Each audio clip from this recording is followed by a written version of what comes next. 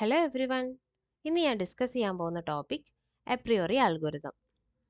So last ക്ലാസ്സിൽ association rule mining എന്താണെന്നുള്ളത് നമ്മൾ ഡിസ്കസ് ചെയ്തു. സോ അസോസിയേഷൻ റൂൾ മൈനിങ് എന്തിനാണ് നമ്മൾ യൂസ് ചെയ്യുന്നത്?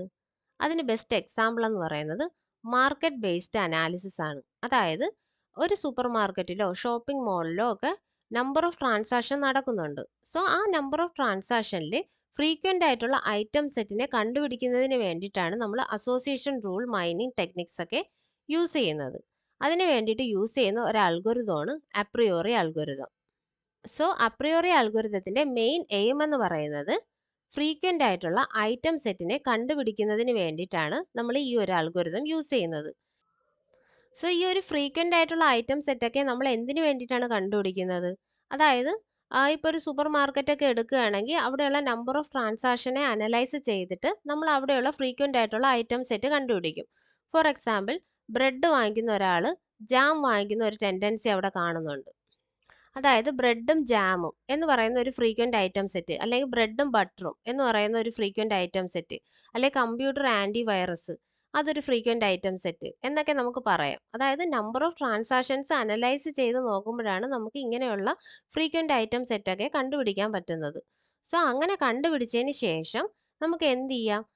കുറച്ച് ഡിസ്കൗണ്ടൊക്കെ നമുക്ക് കൊടുത്തു കഴിഞ്ഞാൽ സെയിൽസ് ഇൻക്രീസ് ചെയ്യാൻ പറ്റും. അതായത് നമ്മുടെ ബിസിനസ് ഇൻക്രീസ് ചെയ്യാൻ പറ്റും.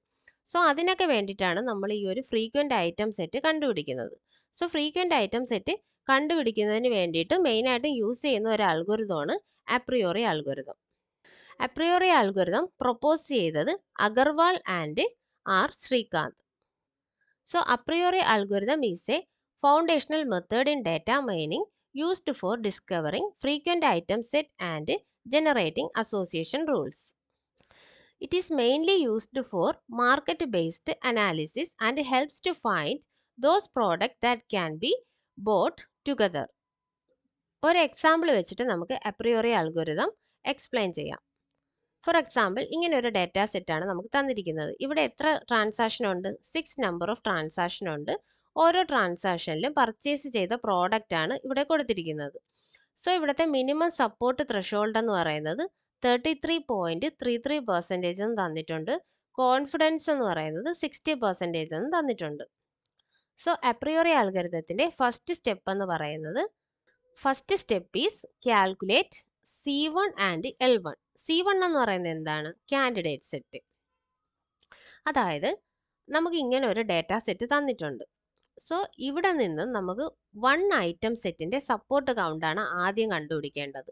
1 ഐറ്റം സെറ്റ് എന്ന് പറയുന്നത് എന്താണ് മീൻ ചെയ്യുന്നത്? 1 ഐറ്റം സെറ്റ് എന്ന് പറയുമ്പോൾ അതിനകത്ത് ഒരു പ്രോഡക്റ്റ് മാത്രമേ ഉണ്ടാവൂ. അതായത് ഓരോ ഐറ്റംസിന്റെയും, ഈ ഒരു ഡാറ്റ സെറ്റിലുള്ള ഓരോ ഐറ്റത്തിന്റെയും സപ്പോർട്ട് ആദ്യം നമ്മൾ കണ്ടുപിടിക്കണം.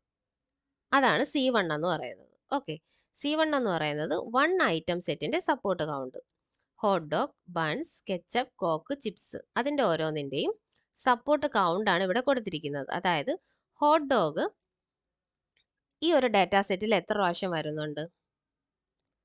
അതായത് 1, 2, 3, 4.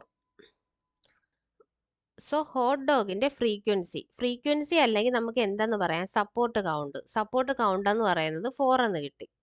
ഇനി ഇതിന്റെ സപ്പോർട്ട് വാല്യൂ നമുക്ക് പെർസെൻറ്റേജിലാണ് വേണ്ടതെങ്കിൽ അതിനെ എങ്ങനെ കണ്ടുപിടിക്കും? 4 ഡിവൈഡഡ് ബൈ, അതായത് ഫ്രീക്വൻസി, സപ്പോർട്ട് കൗണ്ട് എന്ന് പറയുന്നത് 4 ആണ് നമുക്ക് കിട്ടിയത്. 4 divided by total number of transaction എത്രയാണ്? 6 ഇൻറ്റു 100. അതാണ് അതിന്റെ സപ്പോർട്ട് വാല്യൂ എന്ന് പറയുന്നത്. സോ അത് എന്തെന്ന് വരും?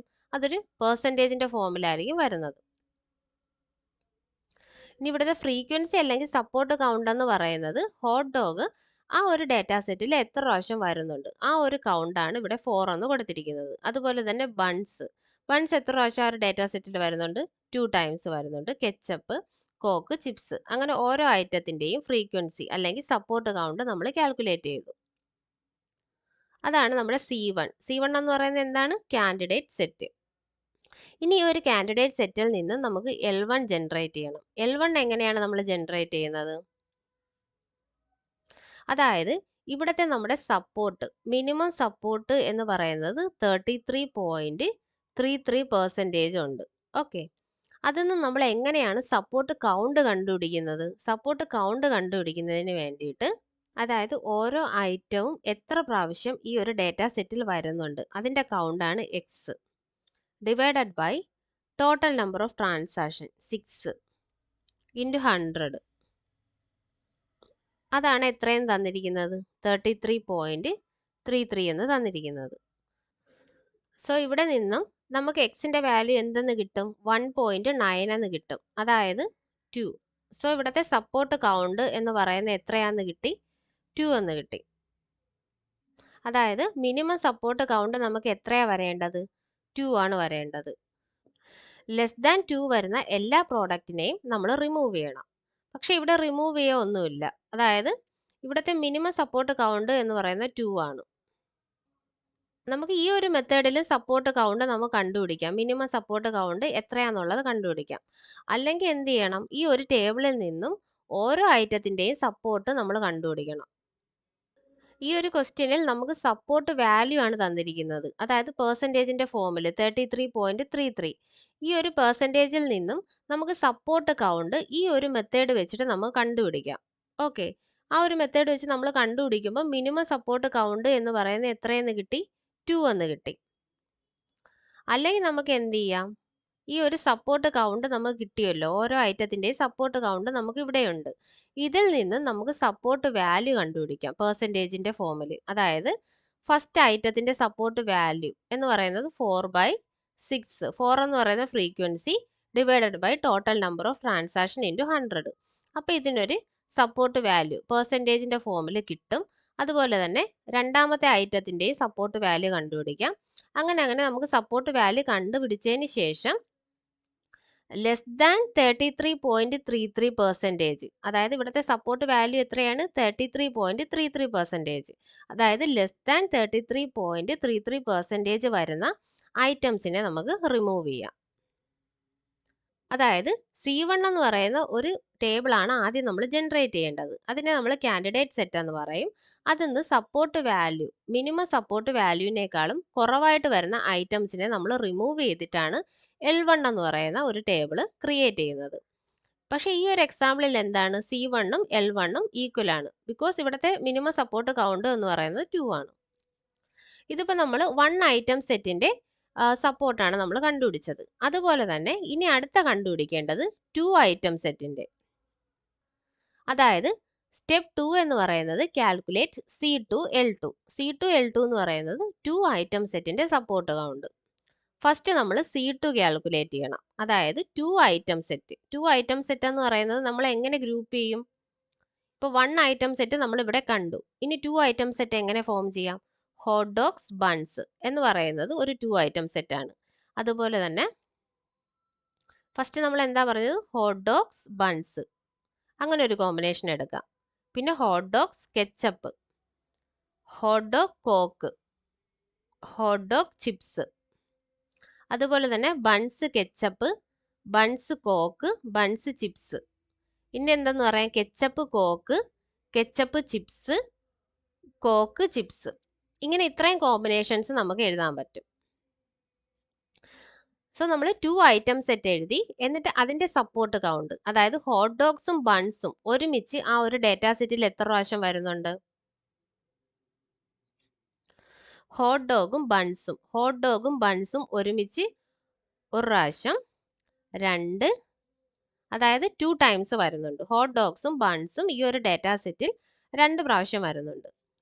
സോ അതിൻ്റെ സപ്പോർട്ട് കൗണ്ട് എന്ന് പറയുന്നത് എത്ര കിട്ടി? 2 കിട്ടി. സപ്പോർട്ട് കൗണ്ട് അല്ലെങ്കിൽ ഫ്രീക്വൻസി എന്നാണ് പറയുന്നത്. ഇനി ഇതിൻ്റെ സപ്പോർട്ട് വാല്യൂ നമ്മൾ എങ്ങനെ കണ്ടുപിടിക്കും? 2 ഡിവൈഡഡ് ബൈ 6 ഇൻറ്റു 100. ഓക്കെ, എന്നിട്ട് 2 ഐറ്റം സെറ്റിൻ്റെ എല്ലാ സപ്പോർട്ട് കൗണ്ടും നമ്മൾ കാൽക്കുലേറ്റ് ചെയ്ത്, എന്നിട്ട് C1 C2 എന്ന് പറയുന്ന ടേബിളും ജനറേറ്റ് ചെയ്തു. ഇനി C2വിൽ നിന്ന് നമ്മൾ എന്ത് ജനറേറ്റ് ചെയ്യണം? L2 കണ്ടുപിടിക്കണം. L2 എങ്ങനെയാണ് കണ്ടുപിടിക്കേണ്ടത്? അപ്പം നമ്മുടെ മിനിമം സപ്പോർട്ട് കൗണ്ട് എന്ന് പറയുന്നത് 2 ഉണ്ട്. ഓക്കെ, അല്ലെങ്കിൽ സപ്പോർട്ട് വാല്യൂ എന്ന് പറയുന്നത് എത്രയും തന്നിട്ടുണ്ട്? 33.33% എന്ന് തന്നിട്ടുണ്ട്. സോ ഇതിനേക്കാളും കുറവുള്ള ഐറ്റംസിനെ നമ്മൾ റിമൂവ് ചെയ്ത് കളയും. അതായത് മിനിമം സപ്പോർട്ട് വാല്യൂ എന്ന് പറയുന്നത് 2 ആണ്. സോ നമ്മൾ 1നെ അങ്ങ് എലിമിനേറ്റ് ചെയ്യും. ഇവിടെ 1, 0 0 0 1 ഇത്രയും റോസിനെ നമ്മൾ റിമൂവ് ചെയ്ത് കളയും. അതിനുശേഷം നമുക്ക് എന്ത് കിട്ടും? L2 എന്ന് പറയുന്ന ഒരു ടേബിൾ കിട്ടും. ഇനി നെക്സ്റ്റ് പ്രോസസ്സ് എന്താണ്? സ്റ്റെപ്പ് 3 എന്ന് പറയുന്നത് C3 ആൻഡ് L3, അതായത് 3 ഐറ്റം സെറ്റിന്റെ സപ്പോർട്ട് കൗണ്ടാണ് കാൽക്കുലേറ്റ് ചെയ്യേണ്ടത്. 3 ഐറ്റം സെറ്റിനെ നമുക്ക് എങ്ങനെയൊക്കെ നമുക്ക് എഴുതാൻ പറ്റും? അതായത് ഇതിപ്പോൾ 2 ഐറ്റം സെറ്റാണ്, ഇതിൽ നിന്ന് 3 ഐറ്റം സെറ്റാണ് നമുക്ക് ജനറേറ്റ് ചെയ്യേണ്ടത്. So hot dog buns coke അതൊരു ഐറ്റം സെറ്റായിട്ട് പറയാം. ഇനി ഹോട്ട് ഡോഗ് ബൺസ് ചിപ്സ് അത് അടുത്തൊരു ഐറ്റം സെറ്റാണ്. അതുപോലെ തന്നെ ഹോട്ട് ഡോഗ് കോക്ക് ചിപ്സ് അങ്ങനെ 3 ഐറ്റം സെറ്റ് നമുക്ക് ജനറേറ്റ് ചെയ്യാൻ പറ്റും. Okay, hot dog buns coke, hot dog buns chips, hot dog coke chips, ഇങ്ങനെ നമുക്ക് 3 ഐറ്റം സെറ്റ് നമുക്ക് ജനറേറ്റ് ചെയ്യാം. അതിന്റെ ഫ്രീക്വൻസി കൗണ്ട് അല്ലെങ്കിൽ സപ്പോർട്ട് കൗണ്ട് നമ്മൾ കാൽക്കുലേറ്റ് ചെയ്തു. മിനിമം സപ്പോർട്ട് കൗണ്ട് എന്ന് പറയുന്നത് 2 ആണ്. സോ ഈ 2 റോയും നമ്മൾ റിമൂവ് ചെയ്തു. ബാക്കിയുള്ള ഈ ഒരു റോ മാത്രം നമുക്ക് L3 ആയിട്ട് കിട്ടി. അതായത് C3യിൽ നിന്നും നമ്മൾ L3 ജനറേറ്റ് ചെയ്തു. സോ നമുക്ക് ഇവിടെ എന്ത് കിട്ടി? ഒരേ ഒരു ഫ്രീക്വന്റ് സെറ്റ് ആണ് നമുക്ക് കിട്ടിയത്, hot dogs coke chips. So നമ്മുടെ ഫ്രീക്വന്റ് ഐറ്റം സെറ്റ് എന്ന് പറയുന്നത് ഹോട്ട് ഡോഗ് കോക്ക് ചിപ്സ് ആണെന്ന് നമുക്ക് പറയാം. ഇനി ഇതിൽ നിന്ന് നമുക്ക് 4 ഐറ്റം സെറ്റ് ജനറേറ്റ് ചെയ്യാൻ പറ്റൂലല്ലോ. സോ ഇതാണ് നമ്മുടെ ഫൈനൽ ആൻസർ എന്ന് പറയുന്നത്. ഇനി നമ്മൾ ഫ്രീക്വന്റ് ആയിട്ടുള്ള ഐറ്റം സെറ്റ് കണ്ടുപിടിച്ചു. ഇനി ഇതിൽ നിന്നും അടുത്ത നമുക്ക് എന്താ കണ്ടുപിടിക്കേണ്ടത്? അസോസിയേഷൻ റൂൾ ആണ് കണ്ടുപിടിക്കേണ്ടത്. ഓക്കെ, അസോസിയേഷൻ റൂൾ നമുക്ക് എങ്ങനെ ജനറേറ്റ് ചെയ്യാം? അതായത് നമുക്ക് ഈ ഒരു ടേബിൾ നോക്കാം. നമ്മുടെ ഫ്രീക്വന്റ് ഐറ്റം സെറ്റ് എന്ന് പറയുന്നത് എന്തായിരുന്നു? Hot dogs, chips, coke. So ഇങ്ങനെ ഒരു ഐറ്റം സെറ്റ്, ഈ ഒരു ഫ്രീക്വന്റ് ഐറ്റം സെറ്റിൽ നിന്നും നമുക്ക് 6 അസോസിയേഷൻ റൂൾ നമുക്ക് ജനറേറ്റ് ചെയ്യാൻ പറ്റും. അതായത് ഇതിന്റെ ഓരോരോ കോമ്പിനേഷൻസ് എഴുതിയാൽ മതി. ഫസ്റ്റ് എന്താണ്? Hot dog coke gives chips, hot dog chips gives coke, അങ്ങനെ നമുക്ക് ഓരോരോ കോമ്പിനേഷൻസ് എഴുതാൻ പറ്റും. എന്നിട്ട് ഓരോരോ അസോസിയേഷൻ റൂൾ നമ്മൾ ജനറേറ്റ് ചെയ്തതിന് ശേഷം അതിന്റെ കോൺഫിഡൻസ് വാല്യൂ കാൽക്കുലേറ്റ് ചെയ്യണം. കോൺഫിഡൻസ് വാല്യൂ എങ്ങനെയാണ് കാൽക്കുലേറ്റ് ചെയ്യേണ്ടത്? അതായത് ഹോട്ട് ഡോഗ് കോക്ക് ചിപ്സ് ഈ ഒരു ഫസ്റ്റ് അസോസിയേഷൻ റൂൾ എടുക്കുകയാണെങ്കിൽ ഈ 3 പ്രോഡക്റ്റും ഒരുമിച്ച് എത്ര പ്രാവശ്യം ആ മെയിൻ ട്രാൻസാക്ഷൻ ടേബിളിൽ, മെയിൻ ഡേറ്റ സെറ്റിൽ എത്ര പ്രാവശ്യം വരുന്നുണ്ട്? 2 ടൈംസ് വരുന്നുണ്ട്. ഡിവൈഡഡ് ബൈ LHS, അതായത് ഹോട്ട് ഡോഗും കോക്കും എത്ര പ്രാവശ്യം വരുന്നുണ്ട്? 2 ടൈംസ്. 2/2 × 100 ഈക്വൽ ടു 100% എന്ന് വരും. അതായത് നമ്മുടെ കോൺഫിഡൻസ് വാല്യൂ എന്ന് പറയുന്നത് 60% ആണ്. അതായത് ബിലോ 60% വരെയാണെങ്കിൽ അതിനെല്ലാം അങ്ങനെയുള്ള അസോസിയേഷൻ റൂളിനെ നമുക്ക് റിമൂവ് ചെയ്ത് കളയാം. ഇനി സെക്കൻഡ് അസോസിയേഷൻ റൂൾ എന്ന് പറയുന്നത് hot dog chips gives coke. അതായത് ഇത് 3ഉം ഒരുമിച്ച് എത്ര പ്രാവശ്യം ആ ഒരു ട്രാൻസാക്ഷൻ ടേബിളിൽ വരുന്നുണ്ട്? മെയിൻ ട്രാൻസാക്ഷൻ ടേബിളിൽ വരുന്നുണ്ട്? 2 പ്രാവശ്യം വരുന്നുണ്ട്.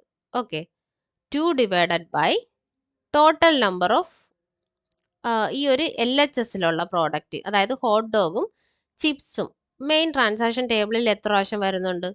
2 പ്രാവശ്യം വരുന്നുണ്ട്. 2/2 × 100 ഈക്വൽ ടു അതും 100% എന്ന് കിട്ടി. ഇനി നമ്മൾ ഈ ഒരു 4ാമത്തെ അസോസിയേഷൻ റൂൾ എടുക്കുകയാണെങ്കിൽ ഹോട്ട് ഡോഗും കോക്കും ചിപ്സും 2 പ്രാവശ്യം വരുന്നുണ്ട്. 2 ഡിവൈഡഡ് ബൈ ഈ ഹോട്ട് ഡോഗ് എത്ര പ്രാവശ്യം വരുന്നുണ്ട്? 4 ടൈംസ് ഇൻറ്റു 100 ഈക്വൽ ടു 50%. അതായത് ബിലോ 60 ആണ്. അതുകൊണ്ട് അതിനെ നമ്മൾ എന്ത് ചെയ്യും? റിജക്റ്റ് ചെയ്യും. സോ ഇങ്ങനെയാണ് കോൺഫിഡൻസ് നമ്മൾ കാൽക്കുലേറ്റ് ചെയ്യുന്നത്. സോ ഇതെല്ലാമാണ് അപ്രിയോറി അൽഗോരിതത്തിൽ വരുന്നത്. ഈ വീഡിയോ ഇഷ്ടപ്പെട്ടെങ്കിൽ എല്ലാവരും ലൈക്ക് ചെയ്യുക, ഷെയർ ചെയ്യുക, ചാനൽ സബ്സ്ക്രൈബ് ചെയ്യുക. Thank you.